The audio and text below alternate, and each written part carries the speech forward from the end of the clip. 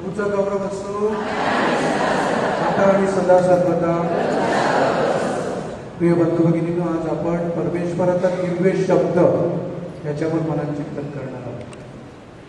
तुम्ही परमेश्वराच्या शब्दावर विश्वास ठेवतात का? बायबल वाचन करतात? वाचल्यानंतर कळते का वेगवेगळी इंटरप्रिटेशन? परमेश्वराचा शब्द, दिव्य शब्द, जो जिवंत शब्द आहे, तो आपल्या सर्वांसाठी आहे आणि त्याच्यावर आपण विश्वास ठेवला पाहिजे. परमेश्वराचा शब्द हे आपल्या सर्वांसाठी प्रकटीकरण आहे. परमेश्वर कोण आहे हे कोणताही माणूस ओळखू शकत नाही. मग तो माणूस किती धार्मिक असला, किती इंटेलिजंट असला, माझ्या बुद्धीने मी परमेश्वराला ओळखू शकत नाही. जोपर्यंत परमेश्वर स्वतःला प्रकट करत नाही तोपर्यंत मला परमेश्वराला ओळखता येत नाही. आणि आज जे काही मी प्रभू येशूला, परमेश्वराला, पवित्र मरीला ओळखतो ते परमेश्वराने प्रकट केलेलं सत्य आहे आपल्यासमोर. बायबलच्या पहिल्या पानापासून जर आपण वाचलं तर शेवटच्या पानापर्यंत परमेश्वर कोण आहे हे परमेश्वराने आपल्या समोर प्रकट केलेलं सत्य आहे. आणि त्यावरून मी ओळखतो की परमेश्वर असा आहे, परमेश्वर तसा आहे. म्हणून बायबलचा जो शब्द आहे तो आपल्या सर्वांसाठी फार महत्वाचा आहे. ख्रिस्त सभेसाठी देखील परमेश्वराचा शब्द फार महत्वाचा आहे. तुम्ही जर ख्रिस्त सभेतील सर्व डॉक्ट्रिन्स, जी काही शिकवण आहे ती बघितली तर ती परमेश्वराच्या शब्दावर आधारित आहे. मी परमेश्वराविषयी डॉक्ट्रिन नाही बनवू शकत. कोणते पोप परमेश्वर असा आहे, परमेश्वर तसा आहे असं नाही सांगू शकत. परमेश्वराने जे प्रकट केलं आहे ना त्याच्यावरून मी सांगू शकतो की परमेश्वर असा आहे, परमेश्वराने असं सांगितलं. आणि परमेश्वर स्वतःला प्रकट करीत राहिला. आणि सर्वात मोठं प्रकटीकरण हे प्रभू येशू ख्रिस्तामध्ये आहे, की परमेश्वराने स्वतःला प्रभू येशू ख्रिस्तामध्ये प्रकट केलं. म्हणून परमेश्वराची जी वचनं आहेत, विशेष करून नवीन करारामध्ये प्रभू येशू ख्रिस्त सांगतो, मार्ग, सत्य आणि जीवन मीच आहे, पुनरुत्थान आणि जीवन मीच आहे, मीच जीवनाची भाकर आहे. या सगळ्या गोष्टी ज्या परमेश्वराने सांगितल्या आहेत ते त्याचं प्रकटीकरण आहे. आणि त्यावरून मी परमेश्वराला ओळखण्याचा प्रयत्न करतो. परमेश्वर आपणास प्राप्त व्हावा असं संत पाऊल आपणास सांगतो की ताचपडत का होईना परमेश्वराला प्राप्त करून घ्या. म्हणजे मी काय एका दिवसात परमेश्वराला ओळखणार नाही. म्हणून माझा जसा जन्म होतो ना तेव्हापासून मला ही ख्रिस्ती शिकवण देण्यात येते, परमेश्वराविषयी धडे देण्यात येतात की मी त्याला हळूहळू ओळखू लागेल. आणि ह्या टप्प्यावर येईल की आता परमेश्वर कोण आहे मला कळलं आहे. आणि जेव्हा खऱ्या अर्थाने परमेश्वर कोण आहे मला कळतं त्यावेळेला माझ्या हातातून कोणती अशी मोठी पापं घडणार नाही, महापापा नाही होणार. मी कुणाला लुबाडणार नाही, कुणाविरुद्ध खोटी साक्ष देणार नाही, कुणाचं जे काय असेल ते मी जबरदस्तीने घेण्याचा किंवा दादागिरी करून घेण्याचा मी प्रयत्न करणार नाही. जर परमेश्वर मला कळला तर. म्हणून संत पाऊल सांगतो की कसं तरी करून परमेश्वराला प्राप्त करून घ्या. आता परमेश्वराला कसं प्राप्त करून घ्या त्याचा एक मार्ग आहे, त्याचा दिव्य शब्द जो बायबलमध्ये लिहिलेला आहे. आणि आपल्यापैकी बऱ्याच जणांना वाचता येतं मराठी, बरोबर. आता ओरिजिनल बायबल म्हणजे जो जुना करार आहे तो हिब्री भाषेमध्ये लिहिण्यात आला होता. ओरिजिनल लँग्वेज त्याची मूळ लँग्वेज, मूळ भाषा.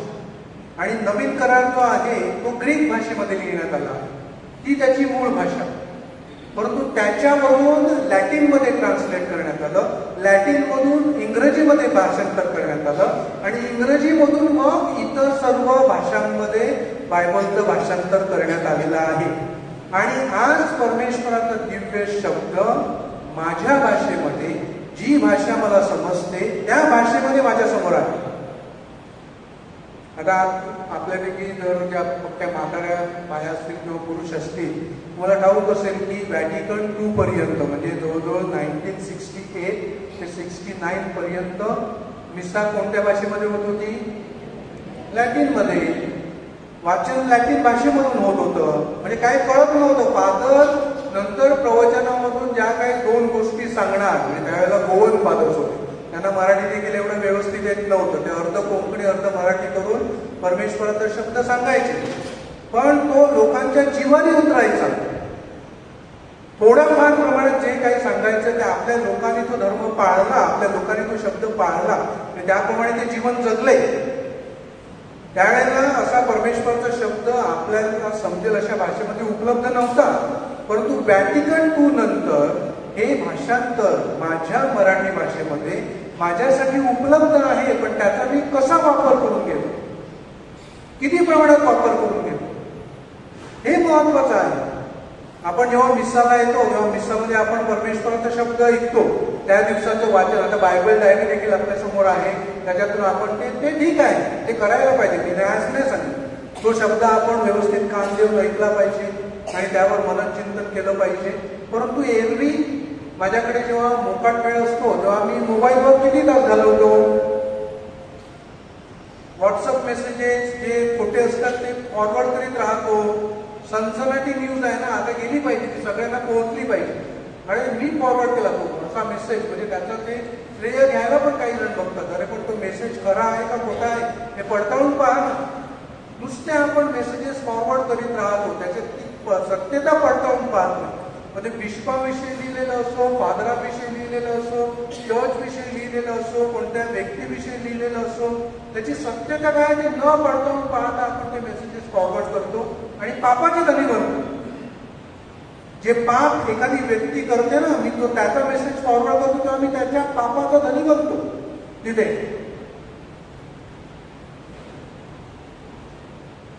मग असा फुकट वेळ घालवण्यापेक्षा जर का मी बसलो, बायबल उघडलं आणि थोडासा देवाचा शब्द वाचला, तर त्याच्यातून परमेश्वर माझ्याबरोबर संभाषण करतो की नाही, संवाद साधतो की नाही, माझ्याबरोबर बोलतो ना. परमेश्वर मला काहीतरी सांगतो.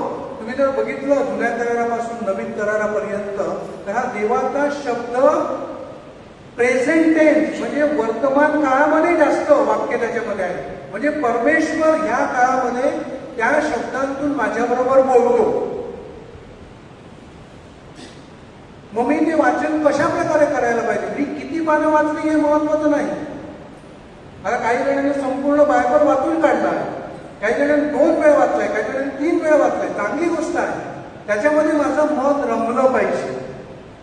आता एखादा चित्रपट पाहायला मी बसतो तेव्हा मला कसं त्याच्यामध्ये इंटरेस्ट, म्हणजे ते चित्रपटात अशा प्रकारे जातो की ते इंटरेस्ट निर्माण करतो. एखादी मालिका, तुम्ही सिरियल्स पाहतात ना टीव्हीवर, आता त्याच्या पुढचं कधी येईल ती वाट बघत बसतात आणि ते काहीतरी इंटरेस्टिंग तिथे करून ठेवलेलं असतं. मग तसं जर माझं मन या देवाच्या शब्दामध्ये रमलं, मी एकदा वाचायला सुरुवात केली तर मी त्याच्यामध्ये रमून जाऊ शकतो. ते बघा, तो परमेश्वर आणि मी माझ्यामध्ये तो संवाद आहे आणि परमेश्वर त्याच्या दिव्य शब्दांद्वारे मला मार्ग दाखवतो, मला काहीतरी सांगतो. माझ्या जीवनात ज्या घटना घडतात किंवा जगात ज्या घटना घडतात त्याविषयी परमेश्वर त्याच्या दिव्य शब्दातून मार्गदर्शन करतो. आता परमेश्वर जसा संत पौलला प्रकट झाला तसा तो सर्वांना नाही प्रकट. परमेश्वर हा गुप्त परमेश्वर आहे. परमेश्वर आपल्याला दिसत नाही आणि तो न दिसता आपण त्याच्यावर विश्वास ठेवावी त्याची इच्छा या जगामध्ये आहे. नंतरच्या जगामध्ये परमेश्वर आपल्या समोर असेल, आपण त्याला आपल्या उघड्या डोळ्यांनी पाहू, परमेश्वराचं वैभव आपल्याला दिसेल. पण या जगामध्ये त्याला न पाहता मी त्याच्यावर विश्वास ठेवला पाहिजे असं बायबल मला सांगतं. म्हणून त्या देवाच्या दिव्य शब्दामध्ये मी घुसण्याचा प्रयत्न केला पाहिजे. परमेश्वराचा शब्द आहे म्हणून त्याला विशिष्ट मान असला पाहिजे. आपण वर्तमानपत्र वाचतो तर ते एक शब्द आहे. आजचं वर्तमानपत्र उद्याला त्याला काही किंमत नसते. 2 दिवसाचं वर्तमानपत्र बाजारामध्ये कोण विकत मिळतो का, कोण घेईल का ते, त्याला काही अर्थ नसतो. ती बातमी डेट झालेली असते, मृत झालेली असते. पुस्तक जेव्हा मी वाचतो एखादी स्टोरी तेव्हा ते डेट पुस्तक असतं, मृत झालेला शब्द असतो. परंतु परमेश्वराचा शब्द हा जिवंत शब्द आहे. बायबलमध्येच लिहिलेलं आहे. इथली लोकांस पत्र 4थ्या अध्यायामध्ये सांगण्यात आलेलं आहे की परमेश्वराचा शब्द जिवंत आणि सक्रिय आहे. The word of God is active and alive. Active and alive, जिवंत आणि सक्रिय. म्हणजे तो परमेश्वराने एकदा बोलला आणि लिहून ठेवला आणि तिथे संपलं असं नाही. तो जिवंत शब्द आहे, म्हणजे अजून कृतिशील आहे, अजून सक्रिय आहे. आणि तो माझ्यासाठी आहे, प्रत्येक व्यक्तीसाठी आहे. याकडे आपण विशेष लक्ष दिलं पाहिजे. म्हणून देवाचा शब्द हा वाचताना तो देवाचा शब्द ह्या दृष्टिकोनातून वाचला पाहिजे. आज आपल्या सगळ्यांच्या घरी बायबल असतील, बरोबर, पण कुठे आहे ती बायबल? कुठे ठेवलं आहे मी बायबल? आल्तारावर ठेवलं आहे. मेन जागा जी घरामध्ये आहे, मेन घरामधली सर्वात महत्वाची जागा कोणती? आपला आल्तार, जिथे प्रभू येशू ख्रिस्ताच्या पवित्र हृदयाचा आणि माऊलीच्या पवित्र हृदयाचा फोटो असतो, किंवा रेझरेक्शनची प्रतिमा असते प्रभू येशू ख्रिस्ताच्या, किंवा दुसरी कोणती तशी हे असतात पिक्चर्स त्या आल्तारावर, म्हणजे धार्मिक पवित्र असतं त्या आल्तार. मग तिथे देवाचा शब्द आहे, किंवा त्याच्या बाजूला कुठे आहे तर टी पोळ्यावर असा शब्द मी टाकून ठेवला आहे तो, किंवा कुठेतरी असं ते बायबल पडलेलं आहे, किंवा रॅकवर आहे त्याच्यावर धूळ साचलेली आहे, असं आहे का? हे महत्वाचं आहे की तो परमेश्वर, आता तुम्ही आपण जेव्हा बायबल संडे साजरा करतो तेव्हा प्रोसेशन मध्ये आपण तेच बायबल घेऊन येतो, वेदीवर प्रस्थापित करतो, त्याला हार घालतो, त्याला इन्सेन्स करतो, कारण तो जिवंत देवाचा शब्द आहे. प्रत्येक बायबल जे आशीर्वादित केलेलं बायबल आहे तो जिवंत देवाचा शब्द आहे, आणि ते सॅक्रामेंटल आहे, महत्वाचं आपल्या जीवनातील. आणि म्हणून तुम्ही कुठेही टाकून ठेवू नये. तुम्ही तुमचं सोनं इथे तिथे फेकून देतात का, टाकून देतात का? किती काळजीने ठेवतात, कपाटामध्ये ठेवतील, लॉक करून ठेवतील. मग त्याच्यापेक्षा महत्वाचं हे आहे, त्याच्यापेक्षा महत्वाचं, जगातील हिरा मोत्यांपेक्षा महत्वाचं देवाचा शब्द आहे. मग तुम्ही कशा प्रकारे हाताळतो, कशा प्रकारे ते बायबल मी ठेवलेलं आहे, ही गोष्ट महत्वाची आहे. देवाच्या शब्दाला फक्त वाचून त्याच्यावर मनन चिंतन करून मी मानवंदना देत नाही, तर देवाचा शब्द मी कसा हाताळतो, ते बायबल मी कशा प्रकारे ठेवतो, कुठे ठेवतो, याला देखील फार महत्व आहे. काही जण झोपायला जाते ते उशाखाली बायबल असतं.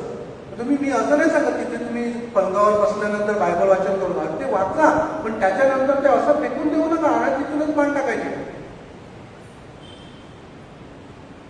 ते वाचन झाल्यानंतर ते बायबल त्याच्या जागेवर ते गेलं पाहिजे, किंवा रूम मध्ये कोणतं व्यवस्थित टेबल असेल त्याच्यावर ते ठेवलं पाहिजे. असं फेकून देऊ नका बायबल. फार महत्व आहे देवाच्या शब्दाला, आणि हा देवाचा शब्द आपल्यापर्यंत असाच पोहोचलेला नाही. त्यासाठी किती कष्ट घेतलेले आहेत, किती मेहनत घेतलेली आहे. आता तुम्हाला ठाऊक आहे की जुना करार आणि नवीन करार असा बायबलचे 2 भाग आहेत. 2 भाग मिळून बायबल निर्माण करण्यात आलेला आहे. तर बायबल हा शब्द कुठून आलाय? बिब्लॉस हा ग्रीक शब्द आहे, त्याच्यावरून तो बायबल हा शब्द आलेला आहे. बिब्लॉस वरून. बिब्लॉस म्हणजे अनेक पुस्तकांचा संचय, अनेक पुस्तकांचा संचय. आणि बायबलमध्ये काय आहे? बायबलमध्ये 6000 वर्षाचा इतिहास आहे. उत्पत्ती या पुस्तकापासून तर प्रगटीकरण पुस्तकापर्यंत हा 6000 वर्षाचा इतिहास आहे.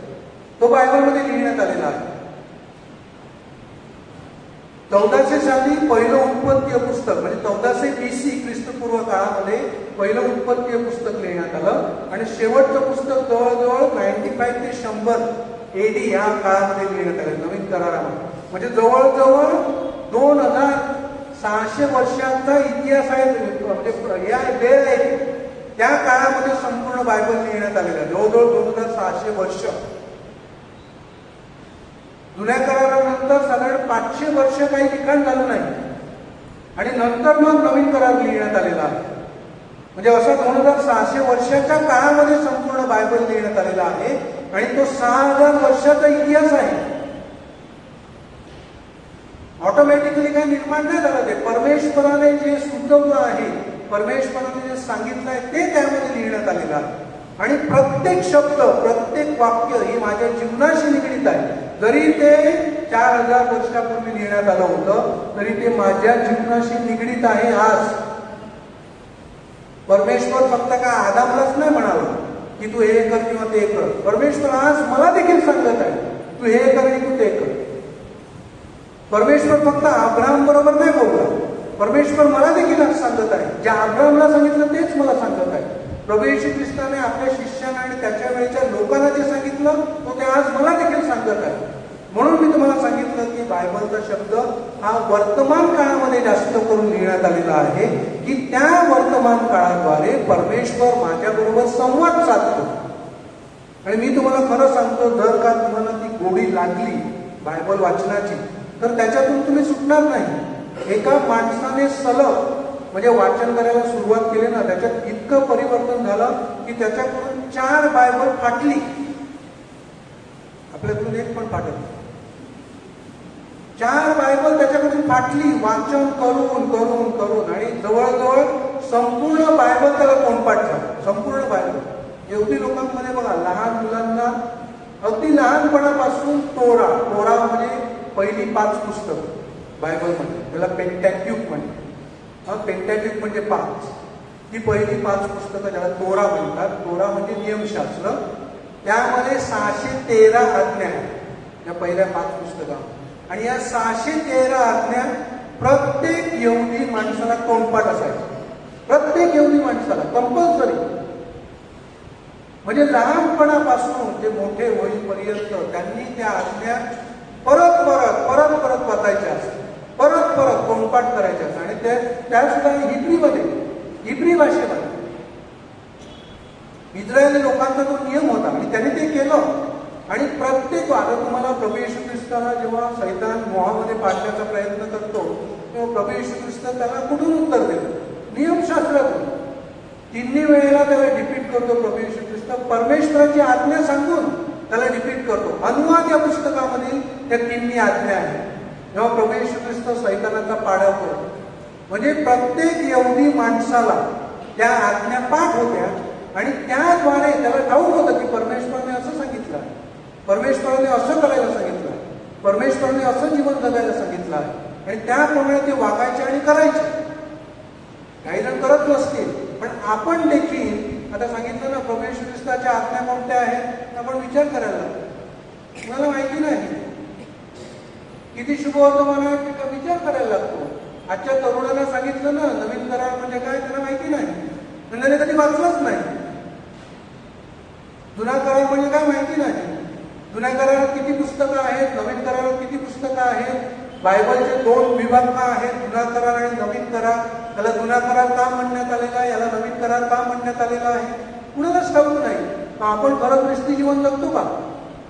जे आपल्या धर्माचं मूळ आहे बायबल, द फाउंडेशन, ख्रिस्ती विश्वासाचं फाउंडेशन, तेच आपल्याला व्यवस्थित ठाऊक नाही. मी असं नाही सांगत प्रत्येकाने धर्मपंडित म्हणायला पाहिजे, पण काही ठराविक गोष्टी मला ठाऊक पाहिजे. आता मी तुम्हाला सांगितलं, बायबलमध्ये निर्गमया पुस्तकात 20व्या अध्यायात 10 आज्ञा दिलेल्या आहेत. 10 आज्ञा ठाऊक आहेत, तोंडपाठ माहिती आहेत का मला? कुणालाच माहिती नाही. 10 आज्ञा मला ठाऊक नाही, तर मी ख्रिस्ती जीवन जगणार कसं?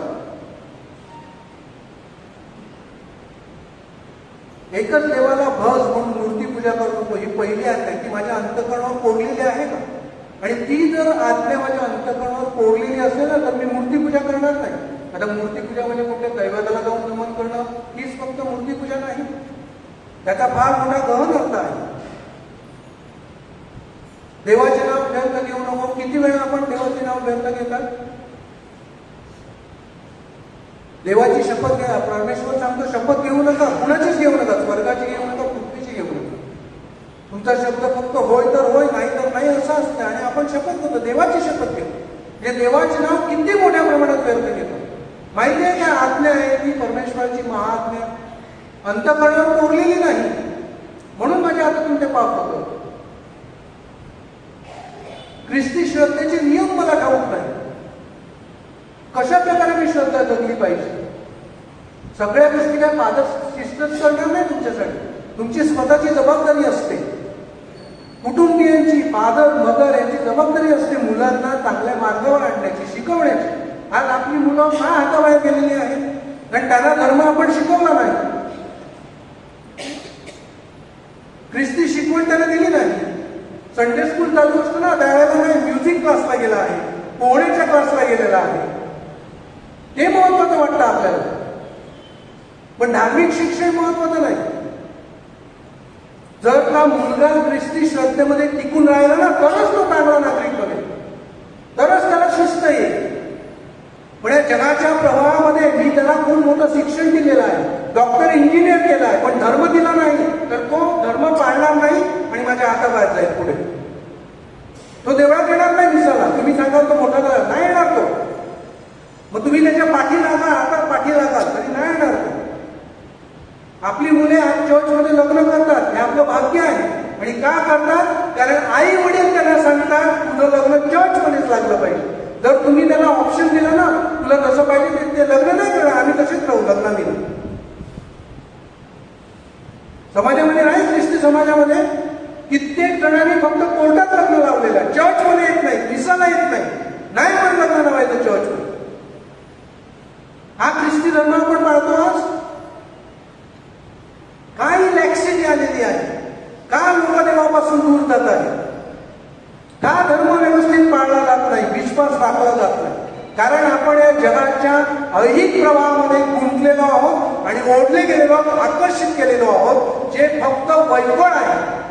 काही फायदा नाही त्याचा. 2 मिनिटाचा तो आनंद आहे, नंतर सगळं काही नैराश्य तिथे आहे. पण जो खरा विश्वास जगतो ना, त्याच्या मार्गावर किती अडथळे आले, किती दुःख आलं, तरी ती व्यक्ती आनंदाने आपलं ख्रिस्ती जीवन जगू शकते. ही जी विश्वासाची डिपॉझिट आपण सांगतो, deposit of the Christian faith, जी आपणास आपल्या वाडवडिलांनी, आपल्या जुन्या फादरांनी आपल्यास दिलेली आहे ना, ती आपण गमवायची लावली, ती आपण राखून ठेवलेली नाही.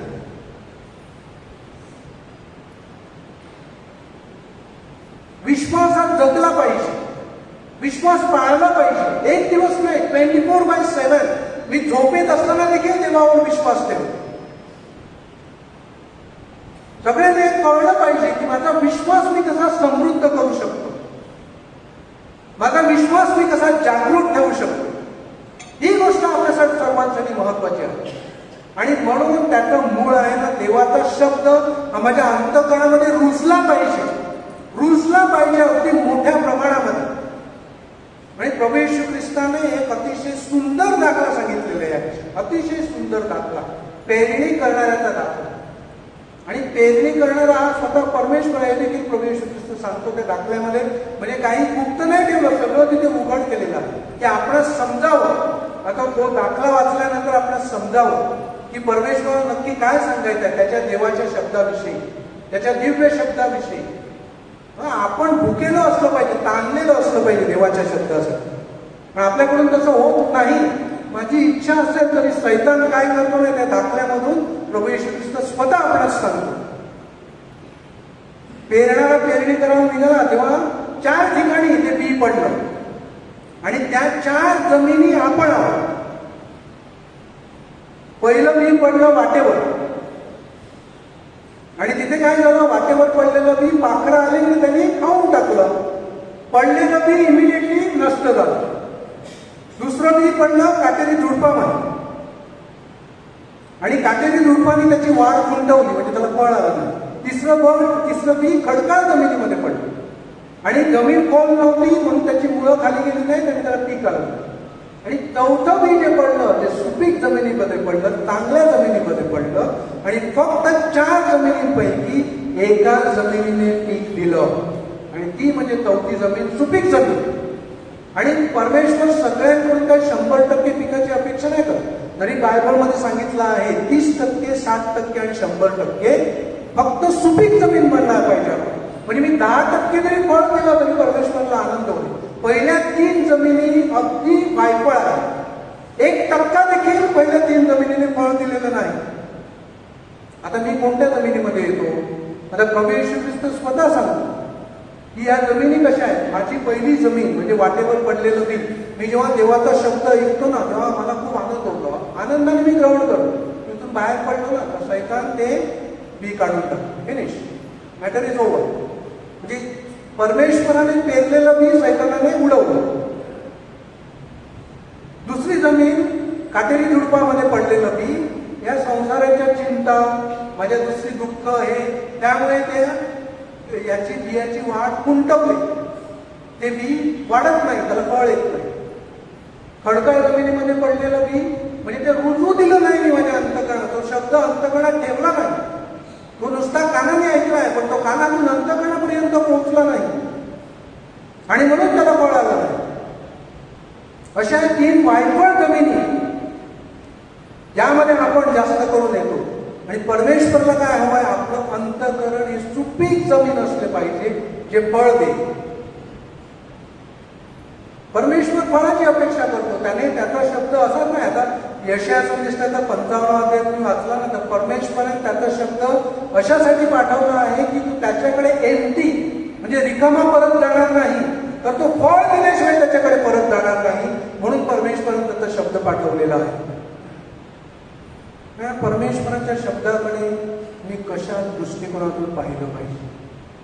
बघा, जे दुसऱ्या कोणाला दिलं नाही ना, मी तुम्हाला सांगितलं ना, आपले जुने वाडवडील त्यांना देवाचा शब्द वाचायला नाही मिळाला. बिचाऱ्यांना काय वाचता लिहिता येत नव्हतं, पण त्याने फक्त थोड्याफार प्रमाणात जे चर्चमधून ऐकलं ना, त्यावर ते त्यांचं जीवन जगले. ख्रिस्ती विश्वास त्यांनी राखला. मला परमेश्वराला असा विश्वास हवा आहे. परमेश्वराला माझा इंटेलिजंट फेथ नको, मी एवढा शिकला आहे किंवा मी हे केलं आहे, मी ते केलं आहे, हे नको. परमेश्वर, तुझं अंतःकरण माझ्यावर विश्वास ठेवते का, हे परमेश्वराला हवं आहे. आणि तो विश्वास कसा जागृत होतो, जेव्हा परमेश्वराची वचने माझ्या अंतःकरणामध्ये उतरतात, जेव्हा परमेश्वराचं प्रगटीकरण मला समजू लागतं. मी तुम्हाला सांगतोय की एक्झरसाइज तुम्ही घरी गेल्यानंतर करा. तुमच्या आवडीचा पॅसेज घ्या. मी असं नाही सांगत 15-20 वचने, मी 2-3 वचने घेतली किंवा एक पॅसेज घेतला ना, तरी तो पुरेसा आहे. आता आपण बायबलच्या 7 पायरी प्रार्थना करायची माहिती आहे तुम्हाला. तुमच्या समूहामध्ये कदाचित तुम्ही त्यामध्ये सहभागी झाला असाल. ते प्रार्थनेमध्ये काय होतं की तो पॅसेज जो आहे ना, तो मी हळूहळू वाचतो. तो पॅसेज, तो उतारा मी परत परत वाचतो. त्या पॅसेजमधील महत्वाचे शब्द मी अंडरलाईन करतो, महत्वाची वाक्य मी अंडरलाईन करतो, आणि त्यामधून मग तो शब्द मला कळू लागतो. परमेश्वराचा पवित्र आत्मा माझ्यावर ते शब्दाचा भडीमार करतो, आकर्षित करतो मला त्या शब्दाकडे, आणि मग मला त्याचा अर्थ उलगडतो. देवाचा शब्द समजण्यासाठी कोणत्या धर्मपंडिताची आवश्यकता असं नाही. पवित्र आत्मा शब्द उलगडणारा पवित्र आत्मा आहे. आणि पवित्र आत्मा बायबलचा ऑथर आहे, लेखक आहे. नाव दुसऱ्या व्यक्तींच्या नावाने जरी ती पुस्तकं लिहिलेली असली तर फक्त आयडेंटिटीसाठी ते तसं लिहिण्यात आलं. पवित्र आत्मा हा लेखक आहे पवित्र शास्त्राचा, बायबलचा, आणि तो मला तो शब्द उलगडून सांगतो. तिथे काय सांगितलं आहे.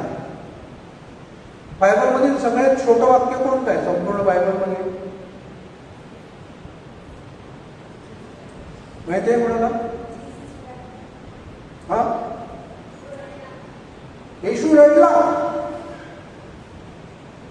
योहानच्या शुभवर्तमानात 11व्या अध्यायामध्ये एक छोटस वाक्य, 2 शब्द, जीसस क्राइड, येशू रडला.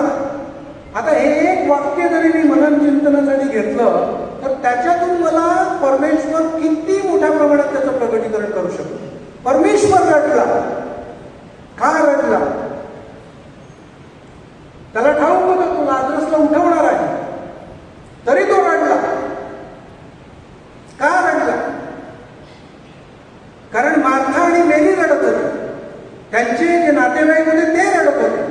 का रडत होते? कारण लाजरस त्यांचा प्रिय भाऊ मरण पावला आणि प्रभू येशूने ठाऊक होतं त्याला जिवंत करण्यात, तरी तो रडला. का रडला? तो त्यांच्याबरोबर एकरूप झाला.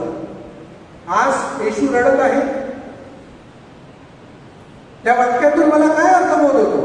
प्रभू येशू माझ्या दुःखामध्ये समाविष्ट आहे, सामावून घेतला आहे त्याने मला.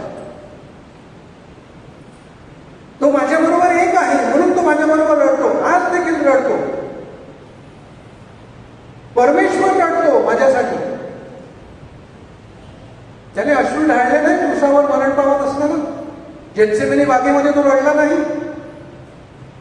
क्रूसाचे यातना सहन करत असताना तो रडला नाही. आज देखील रडत आहे. हे मला कळलं पाहिजे की प्रभू येशू ख्रिस्त माझ्यासाठी रडतो. आणि का रडतो? बऱ्याच वेळेला तो माझ्या वाईट पापांसाठी रडतो की मी पश्चाताप करत नाही, मला पश्चाताप होत नाही. कोणतं पहिलं वाक्य प्रभू येशू ख्रिस्ताने उच्चारलं जेव्हा त्याने आपल्या सार्वजनिक जीवनाला सुरुवात केली? पश्चाताप करा, कारण स्वर्गाचं राज्य जवळ आलं आहे. आपल्या कुणाचा नाश व्हावा ही परमेश्वराची इच्छा नाही. जेव्हा एखाद्या व्यक्तीचा नाश होतो ना, तेव्हा देवाला जास्त दुःख होतं. आपल्यास काही वाटत नसेल पण देवाला जास्त दुःख होतं. का दुःख होतं? कारण मी एवढं मोठं बलिदान अर्पण करून, या माणसासाठी रडून, या माणसाला विशेष कृपा देऊन, या माणसाला बाप्तिस्मा देऊन या माणसानं माझं पवित्र शरीर आणि रक्त देऊन सुद्धा ही व्यक्ती नरकामध्ये गेली. परमेश्वराला जास्त दुःख होतं. एक आत्मा गमावला म्हणजे परमेश्वराला प्रचंड तीव्र दुःख होतं. सांगितलंय ना त्याने, 99 सुरक्षित मेंढरे बाजूला ठेवून एका मेंढराच्या शोधात परमेश्वर फिरत असतो. ते मेंढरू मी असू शकतो, पण मी पश्चाताप केला पाहिजे. हा बायबलचा सेंट्रल मेसेज आहे, मध्यवर्ती संदेश आपल्या सर्वांसाठी. पश्चाताप करा. जुन्या करारापासून नवीन करारापर्यंत परमेश्वर हेच लोकांना सांगत आला, पश्चाताप करा आणि मागे तुमची पापे लाखेसारखी लाल असली तरी ती किरमिजासारखी निघतील, किरमिजासारखी तांबडी असली तरी ती बर्फासारखी पांढरी शुद्ध होती. असं परमेश्वर आपणास वचन दिलं आहे परमेश्वराने बायबलमध्ये. हा सगळं तुम्ही जर बायबल पडताळून पाहिलं ना, बायबलच्या प्रेमात पडलं पाहिजे, प्रेमात पडलं पाहिजे. कंपॅनियन झालं पाहिजे बायबल, माझ्या जीवनाचा कंपॅनियन. छोटी छोटी बायबल देखील तुम्ही प्रवास करतात तेव्हा, आता कुणाला जर डोळ्याचा त्रास वगैरे असेल, दिसत नसेल, मोठं प्रिंट लागतं, पण छोटी बायबल पण आहे. नवीन करार सेपरेट ट्रॅव्हलमध्ये मी ते घेऊन जाऊ शकतो माझ्या मोबाईलवर. आता ते फालतू मेसेजेस हे करायपेक्षा मोबाईलवर तिथे टाईप केलं ना बायबल, मत्तई 2:4 फुल येतं. मराठीमध्ये पण आहे, सर्व भाषांमध्ये बायबल डाउनलोड केलेला आहे या मोबाईलवर, कम्प्युटरवर. तिथे मी वाचू शकतो देवाचा शब्द. आणि त्याच्यावर मनन चिंतन झालं पाहिजे. देवाच्या शब्दावर मनन चिंतन, तो शब्द रुजला पाहिजे, माझ्या अंतःकरणामध्ये खोलवर उतरला पाहिजे. तुम्ही आपण दिवा असतो, दिवा, त्या दिव्यामध्ये तेल असतं, तोपर्यंत असतो, जिवंत असतो ना, आणि तेल संपल्यानंतर तो विझून जातो. मग तुम्ही किती वेळा कांडी लावण्याचा प्रयत्न करता, पेटणार नाही. का पेटणार नाही? कारण ते तेल नाही. मग माझं जीवन असं वरवरून दिसतं मी जिवंत आहे, पण मी मृत झालेलो असतो अंतःकरणापासून. कारण देवाचा शब्द तिथे रुजला नाही, तो जीवनाचा शब्द आहे, तो माझ्यामध्ये रुजला नाही. आणि म्हणून माझ्याकडून फळ दिलं जात नाही.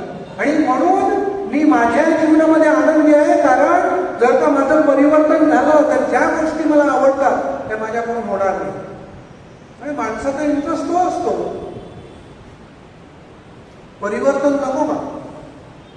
बघून अजून वेळ आहे ना, माझ्या जवानीमध्ये मी मजा करायची आहे, मला माझं जीवन जगायचं आणि मला नंतर बघू. तसंच झालंय. आता इथे बघा, सगळ्या मला जास्त स्त्रियाच दिसते. तुम्ही युरोपमध्ये जा, अमेरिकेमध्ये जा, दररोजच्या मिसाला 3 किंवा 4 माणसं असतात मात्र. रविवारच्या मिसाला जर 10,000 लोकांची पॅरेज असेल, 100 लोक, आणि सगळ्या मिसा मिळून जास्तीत जास्त 250 ते 300 लोक. मग दुसरे 9,000 लोक, 9,500 लोक कुठे गेले? धर्माला विसरून गेले. धर्म पाळायचा नाही, आम्हाला देव नको, आमच्याकडे सगळं काही आहे, आम्हाला देवाची गरज नाही. तुमच्याकडे जेव्हा सगळं काही असतं ना, तेव्हा देवाची जास्त गरज असते. का? कारण माझ्याकडे सगळं काही आहे, म्हणून मी महामार्गाला जाऊ शकतो. म्हणून देवाला धरून राहिलं पाहिजे. बायबलमध्ये लूकच्या शुभवर्तमानात दत्ताचं उदाहरण दिलंय ना आपल्यासमोर. पैशाचा लोभी अनेकांना लुबाडून त्याने आपली धनदौलत गोळा केली होती. म्हणजे ते काय झालं? प्रभू येशू ख्रिस्ताचा जीवनामध्ये प्रवेश होण्याबरोबर जीवनाचा कायापालट. तुम्हाला काय वाटतं की प्रभू येशू ख्रिस्ताला फक्त दत्ताच्या घरामध्ये जायचं आहे? नाही, त्याला माझ्या घरामध्ये देखील यायचं आहे, माझ्या अंतःकरणामध्ये यायचं. फक्त घरामध्ये पाहुणचाराकडे नाही, अंतःकरणामध्ये. प्रभू येशू ख्रिस्त फक्त तिथे दत्ताच्या घरात नाही गेला, प्रभू येशू ख्रिस्त त्याच्या अंतःकरणात गेला. आणि जे अंतःकरण लोभाने, द्रव्याने, पैशाने भरलेलं होतं, ते अंतःकरण त्याचं रिकामं झालं आणि परमेश्वराच्या प्रकाशाने त्याचं अंतर्याम प्रकाशित झालं. आणि जो द्रव्याचा प्रचंड लोभी होता, तो सांगतो माझं अर्धद्रव्य मी गरिबांना देतो. आणि ज्या गुणांना मी लुबाडलाय त्याला 4 पट परत करतो. बघा परिवर्तन कशा प्रकारे झालं. हे फक्त दत्तासाठी नव्हतं, आपल्या सर्वांसाठी आहे. म्हणून त्या देवाच्या शब्दामध्ये शिरण्याचा प्रयत्न करा. मी तुम्हाला सांगतो की देवाचा शब्द वाचल्यानंतर काही इमिडिएटली माझ्या ट्रान्सफॉर्मेशन होईल, बदल होईल असं समजू नका. तो शब्द हळूहळू माझ्या अंतःकरणापर्यंत पोहोचला पाहिजे. तिथे राहिलं पाहिजे. परमेश्वराचं दिव्य वचन मला समजलं पाहिजे आणि तिथे राहिलं पाहिजे. तुम्ही झाड लावता, एखादं झाड ते एका रात्रीत फळ देतं का? ते झाड लावल्यानंतर त्याला खतपाणी घालावं लागतं, वाट बघावी लागते. मग असं सांगतात ना, कारण झाड साधारण फळ देईपर्यंत 1 वर्ष किंवा त्याच्यापेक्षा जास्त असं थोडं मोठं झाल्यानंतर त्याला फळ येऊ शकतं. तसा देवाचा शब्द आहे. देवाचा शब्द माझ्या अंतःकरणामध्ये रुजला पाहिजे. What is the manual? त्यासाठी मी खतपाणी घातलं पाहिजे का?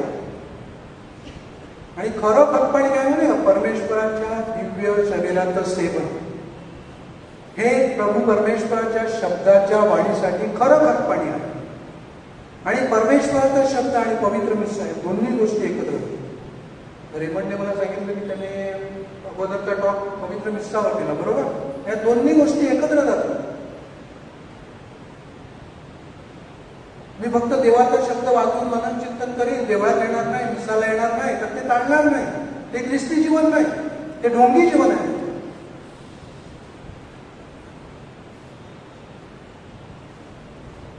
पवित्र मिश्रामध्ये तर 2 विभागांमध्ये, पहिला भाग पवित्र देवाचा शब्द आणि दुसरा भाग पवित्र टेबल, ऑल्टार, जिथे आपण प्रभू येशू ख्रिस्ताचं शरीर आणि रक्त सेवन करतो. दोन्ही इंटिग्रेटेड आहे, एकांपासून एक अलग नाही.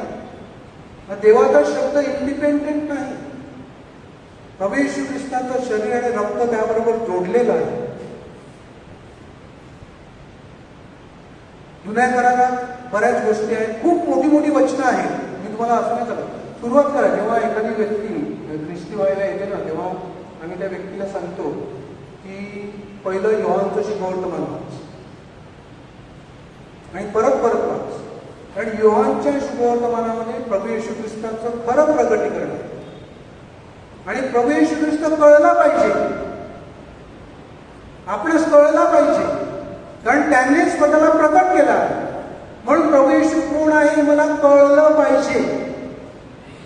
आणि परमेश्वर कळला तरच माझ्यामध्ये बदल घडून येऊ शकतो. परमेश्वर कळला नाही तर मी जिथे आहे तिथेच असणार, बदल नाही होणार.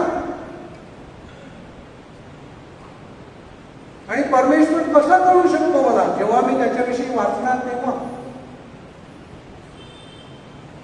तेव्हाच परमेश्वर मला कळेल. देवाचा शब्द जो माझ्यापर्यंत आज पोहोचलेला ना, मी तुम्हाला सांगितलं ना, कितीतरी भयंकर संकटांतून, दुःखांतून, धोक्यांतून हा देवाचा शब्द गेलेला आहे. आता आपल्याकडे प्रिंटिंग मशीन आहे. मला माहिती आहे 1455 साली सगळ्यात पहिलं पुस्तक जे छापलं प्रिंटेड व्हर्जन मध्ये ते बायबल. 1455 साली जॉन गुटेनबर्ग नावाचे जे माणूस होते त्यांनी ते पहिलं बायबल छापलं 1455 साली. आज बायबल अधिक सोपं करण्यासाठी 1448 साली नेथन नावाचे जे ज्यूइश राबाय होते, यहुदी राबाय होते, त्यांनी जी वचनं आहेत ना बायबलमध्ये जुन्या करारात, त्याला अध्याय नंबर दिला आणि त्याला वचन नंबर दिले. म्हणजे आपणास पाहण्यास अधिक सोयीस्कर आणि सोपं झालं. जेव्हा ओरिजिनल प्रत लिहिल्या तेव्हा त्याला अध्याय आणि वचन नंबर नव्हते, त्यांनी फक्त टेक्स्ट लिहिले. परंतु 1448 साली ज्यूइश राबाय नेथन यांनी ते काम केलं आणि त्याच्यावरून मग 1555 साली एक अथानॅसियुस नावाचे एक ख्रिस्ती लेखक होऊन गेले, त्यांनी ते नवीन कराराचं काम केलं.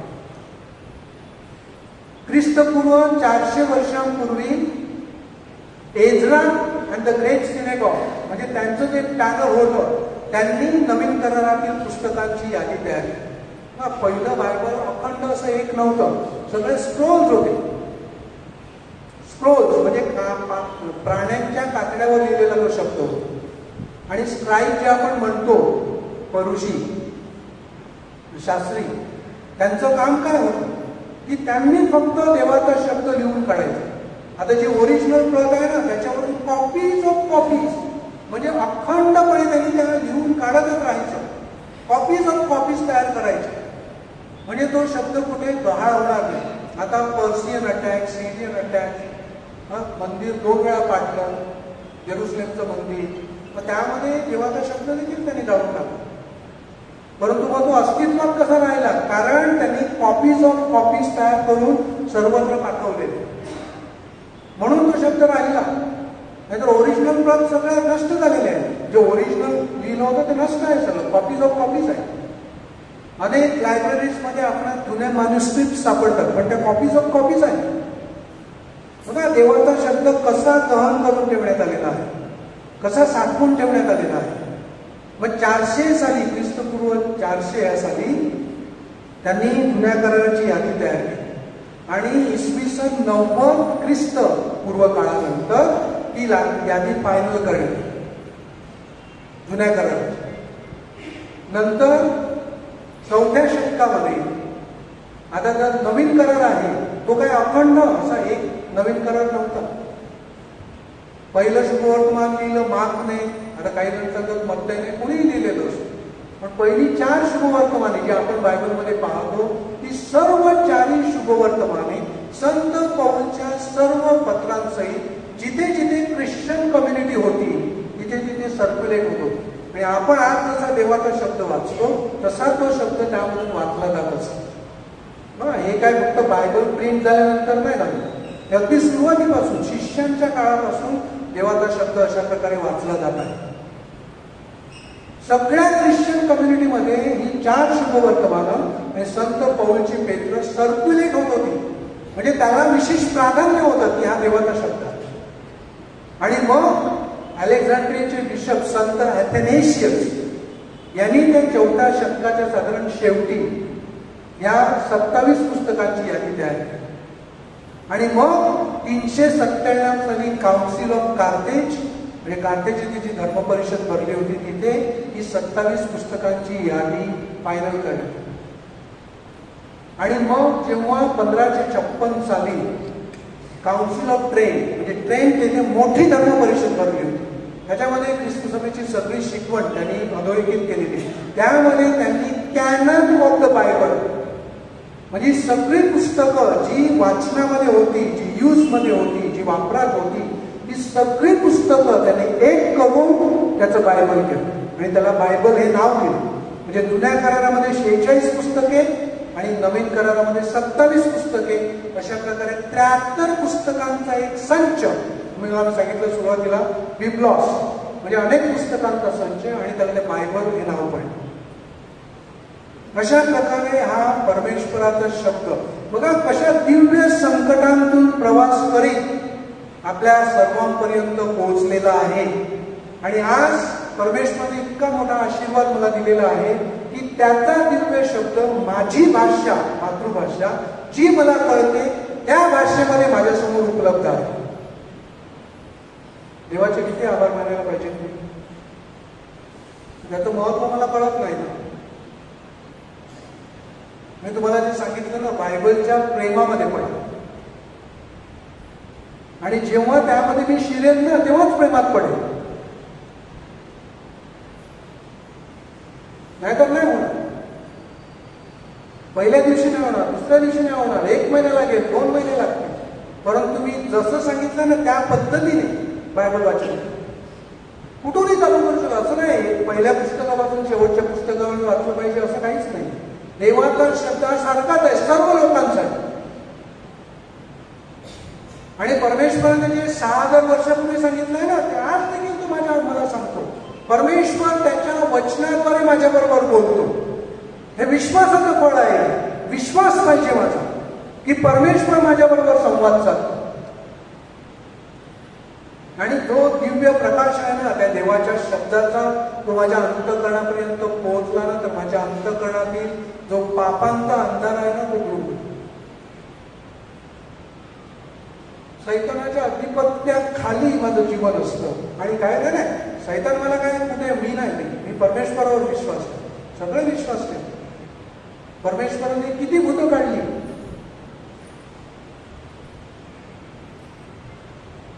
संपूर्ण जग हे त्या दुष्टाच्या अधीन आहे, बायबलच मला सांगितलेलं आहे. आणि मी देखील त्यामध्ये आलो. मी जेव्हा कोणतं पाप करतो ना तेव्हा मी सैतानाच्या अधिपत्याखाली असतो.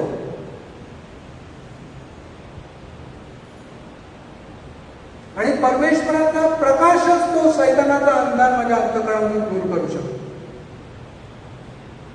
म्हणून ख्रिस्ती जीवन कसं असलं पाहिजे? कंटाळवाणं, lethargic. I should be on my toes. मी माझ्या असं अंगठ्यावर असलं पाहिजे, म्हणजे धावता पळता असलं पाहिजे. जगातील फक्त म्हणजे या आई गोष्टी करण्यासाठी, काम करण्यासाठी नाही सांगत. देवाच्या पवित्र नावावरची माझी श्रद्धा मी कशा प्रकारे जगतो हे महत्वाचं आहे. आणि ती श्रद्धा जगली पाहिजे आणि जोपासली पाहिजे शेवटपर्यंत.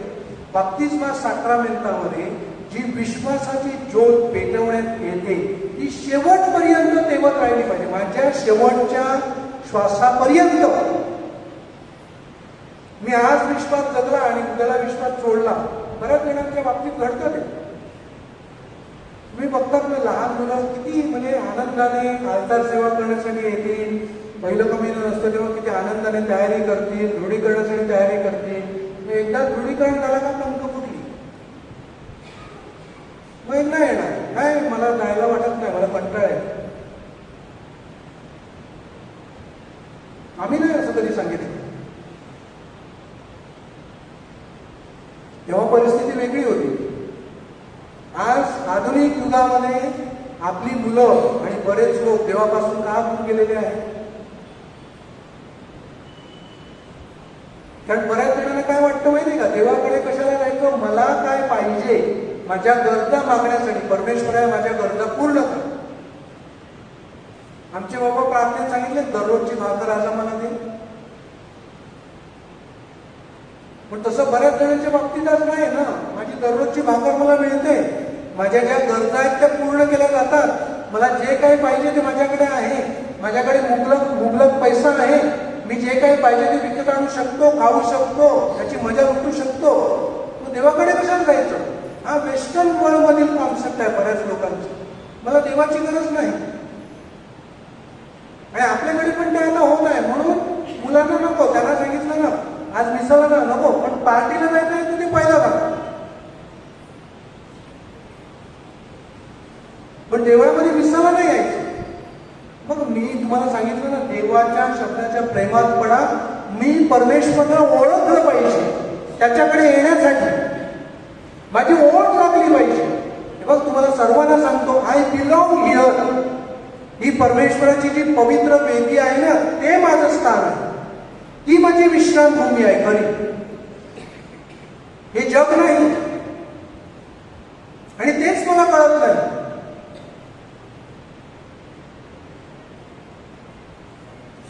शेवटी मला इथेच आणणार. मग मी कुठेही असो, कोणी असो, किती मोठा असो, शेवटी इथेच. हे कळलं पाहिजे. हे सत्य जे उघड आहे आपल्या सर्वांसमोर, ते मला कळलं पाहिजे.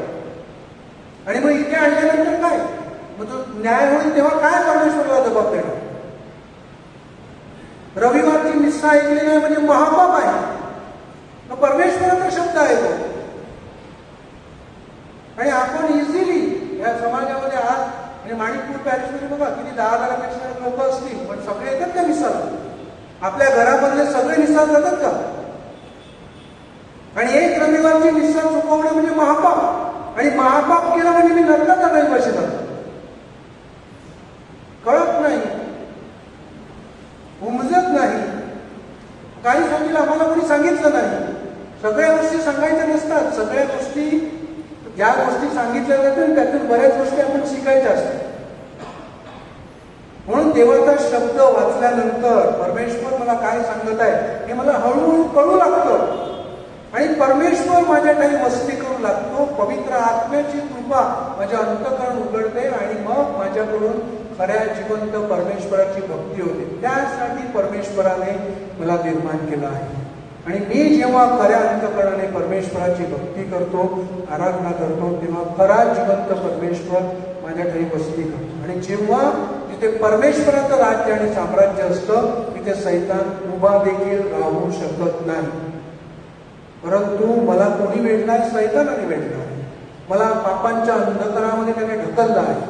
मला तिथे तो वरवरून आनंद दाखवतो, आमिष दाखवतो, पण त्यामध्ये आनंद नाही, तो क्षणभंगुर आहे. खरा आनंद हा परमेश्वराच्या चरणापाशी आहे आणि सर्व काळचा आनंद फक्त त्याच्या ठाईच आहे.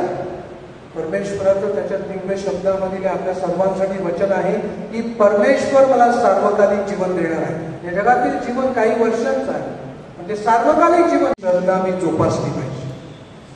बघा, आज मी तुम्हाला टॉक दिला आहे ना, परमेश्वराच्या शब्दाच्या प्रेमात पडण्याचा प्रयत्न करा आणि परमेश्वराचा शब्द अंत्यपरी रुजवण्याचा प्रयत्न करा. वाचन करा, ऐका आणि पहा परमेश्वर आपल्यास काय सांगत आहे. अद्भुत गोष्टी परमेश्वराने आपल्यासाठी सिद्ध केल्या आहेत. बऱ्याच गोष्टी त्याने प्रकट केलेल्या आहेत आणि बऱ्याच गोष्टी अजून प्रकट करायच्या आहेत. परमेश्वरावर खऱ्या मनाने श्रद्धा ठेवा आणि खरा ख्रिस्ती विश्वास जगा आणि आपल्या घरातील इतरांना पण मदत करा तो ख्रिस्ती विश्वास जगण्यासाठी. प्रभूचा गौरव असो आता आणि सदा सर्वदा.